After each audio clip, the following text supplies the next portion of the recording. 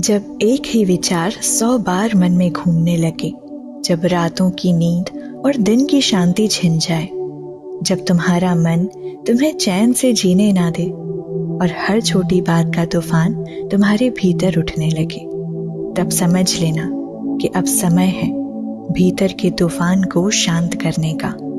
महादेव कहते हैं कि मन का काम है सोचना, लेकिन जब सोच सोच कर आत्मा कांपने लगे तो वो सोचना नहीं, दुख बन जाता है। तुम बीते हुए का विश्लेषण करते हो, भविष्य का डर पालते हो और वर्तमान में जीना ही भूल जाते हो।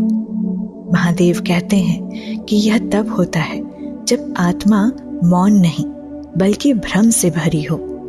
जो बीत चुका है उस पर रोकर वर्तमान क्यों खोना। याद रखो, तुम्हारा मन तुम्हारा सेवक है, स्वामी नहीं। अगर तुम्हें लगता है कि मन काबू में नहीं आता तो शिव को बुलाओ। शिव जो मन के भी देव हैं, जो ध्यान में रहते हैं और ध्यान सिखाते हैं। जो होना है वो महादेव के संकल्प से होगा और जो हो गया है वो भी उनकी मर्जी से ही था। तो फिर इतना भारी बोझ क्यों उठाए फिरते हो। महादेव कहते हैं कि जो भीतर बैठा शिव है वो मौन में मार्ग दिखाता है, शोर में नहीं। तुम जितना सोचोगे उतना फंसोगे, लेकिन जब मौन साध लोगे तो वही विचार तुम्हारा मंत्र बन जाएगा। हर विचार पर विश्वास मत करो, हर डर सच नहीं होता, हर आवाज भीतर से नहीं आती, कुछ सिर्फ भ्रम होती है। महादेव कहते हैं कि बहुत ज्यादा सोचना किसी भी परिस्थिति से निकल जाना नहीं होता, बल्कि उसी में और गहराई तक फंस जाना होता है।